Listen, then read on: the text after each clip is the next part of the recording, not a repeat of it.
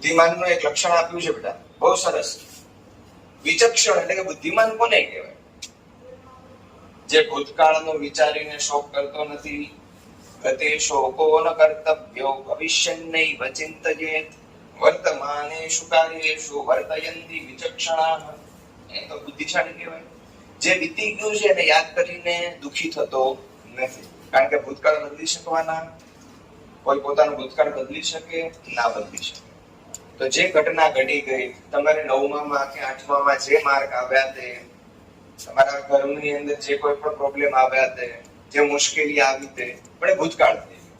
એને યાદ કરીને દુઃખી નહીં થવાનું. હા, ભૂતકાળમાંથી થયેલી ભૂલથી શીખવાનું એ વાત અલગ છે, પણ દુઃખી નહીં થવાનું. કારણ કે કોઈનો ભૂતકાળ સારો હોય, કોઈનો ભૂતકાળ સારો ન પણ હોય, તો એને યાદ કરીને દુઃખી થવાનું નહીં. અને ભવિષ્યની ચિંતાએ, ભવિષ્યમાં મારું શું થશે એની ચિંતામાં ને ચિંતામાં માણસ શું કરે છે? એનું વર્તમાન પણ બગાડે છે. તો ભવિષ્યની ચિંતા કરવાની નહીં. કારણ કે ભવિષ્યમાં શું આવવાનું છે એની ખબર જ નથી. પણ એમને એને વિચારીને માણસ દુઃખી થાય.